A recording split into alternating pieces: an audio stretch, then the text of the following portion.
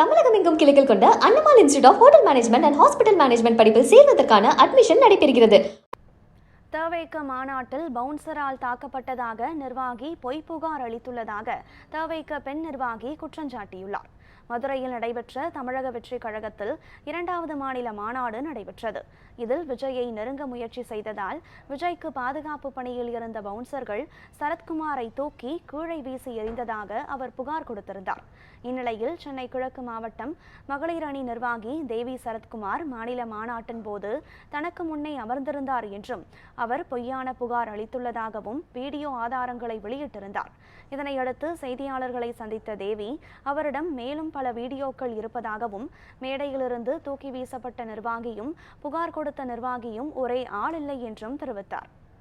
தமிழக வெற்றி கழகத்துக்குள்ள ஒரு பையன் புகார் கொடுத்திருந்தான். இந்த மாதிரி பவுன்சரால நான் கீழே என்ன தாக்கப்பட்டாங்க அப்படின்னு சொல்லிட்டு. ஆனா அந்த ஃபேக்கா புகார் கொடுத்த பையன் எங்களுக்கு ஃப்ரெண்ட்ல தான் இருந்தான். நீங்க எப்படி இப்படி சொல்றீங்க, அந்த பையன் உங்க ஃப்ரெண்ட்ல இருந்தான்னு சொன்னீங்கன்னா அதுக்கான ஆதாரம் என்கிட்ட இருக்கு. ஏன்னா மேல பவுன்சரால தாக்கப்பட்ட பையன் இந்த இடத்துல ஃபுல்லா அவனுக்கு ஹேரே கிடையாது.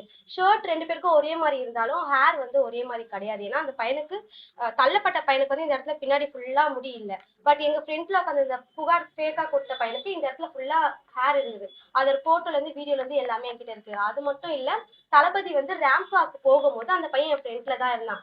இங்க இருந்து அந்த பையன் அங்க போகிறதுக்கான வாய்ப்பே இல்லை. ஏன்னா எல்லா வீடியோவும் ஆதாரமும் என் போன்ல இருக்கு.